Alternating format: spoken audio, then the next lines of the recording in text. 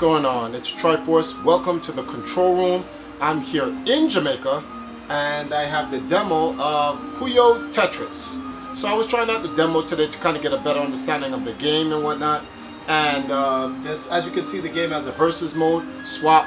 There's also multiplayer, but I really went through just regular the versus mode just to give a show how the game works. So some of the things that I've learned about the game is that they changed the battle engine due to the fact that Puyo Pop is in the game. Let's talk about Tetris on Tetris. I'm a Tetris guy, so I've been playing Tetris for as long as the game's been out, literally since the original for the PC to the NES, well, to the Game Boy first, then to the NES, and so far to where we are now with Puyo Pop Tetris. So some of the things that I've learned is that the battle mechanics for Tetris versus Tetris, when you do combo Tetrises, they actually do a lot of damage. The more Tetrises you stack back to back appears to do the most damage in the game. I've done some super doubles, but I wanted to test that theory out with the triple doubles, or what they call the triple T-spins. And the triple T-spin double, when you do it back to back with the purple item here, as you see, it does a lot of damage and it literally like wipes out the competition, and then you can finish it off with an L for the three-piece combo. The problem here is you're left with an open gap to reset up, and the only thing you can do after that is possibly Tetrises, depending on how fast you are and when the computer does damage on you. So the faster you set up, you could probably do triple T-spin, L-line, Tetris, Tetris. That's a massive combo if you can get the setup. However, it looks like from what I've studied in the game that if I Tetris, Tetris, Tetris, Tetris, Tetris, Tetris, it stacks on top of it and it gives you multipliers, enabling you to battle against T-spins. Now that was a great design for this game because it's called Tetris, not T-spin.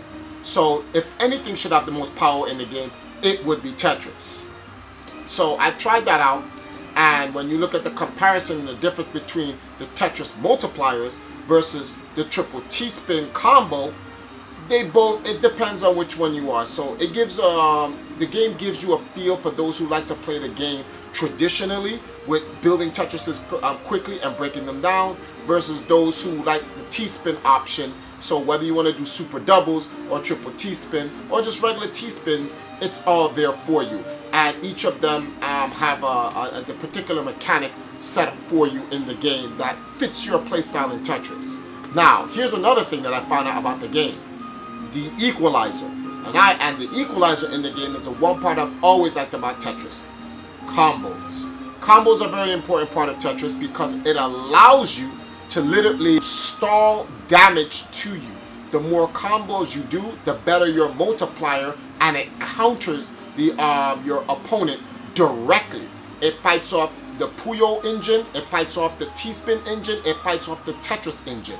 And that's very good because when a person's in trouble and they need to do garbage cleanup, the faster you are and the better you are at cleaning up garbage will determine whether or not you can save yourself. And this is a very potent defense engine made for the game. It's always been a part of the Tetris engine going back till about Tetris Party on the Nintendo 3DS and also the Wii, which I always found that was cool. So I'm glad that they gave that a big boost in the game.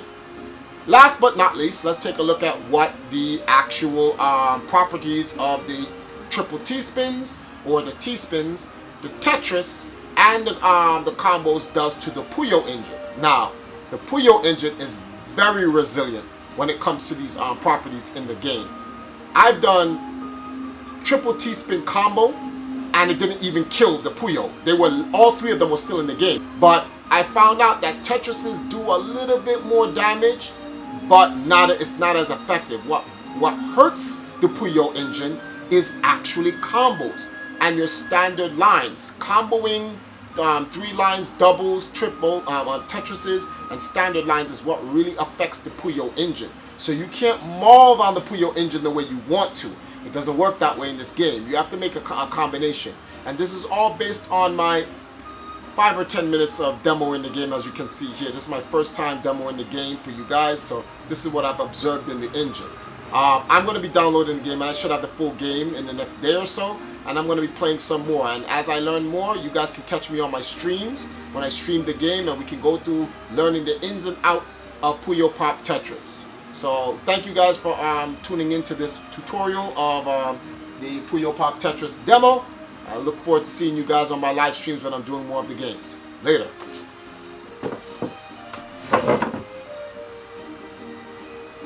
Oh, one other thing.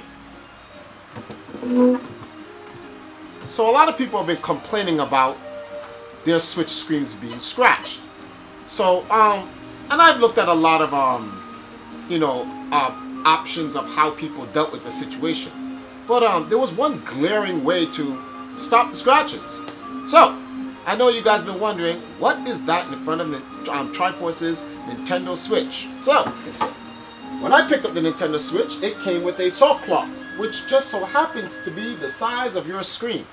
So I said to myself, I wonder.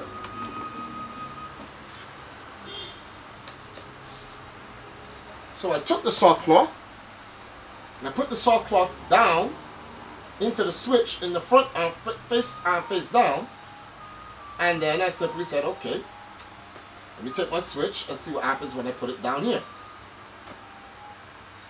Voila! No scratches, because the soft cloth protects the screen from actually touching the actual machine. Now, do you need the Nintendo Switch soft cloth? No, but if you find a soft cloth big enough that can hang on to the other side, try that. Stops your screen from scratching. No problems. And it's relatively inexpensive. So, TriForce is signing out, guys. I'll see you next time.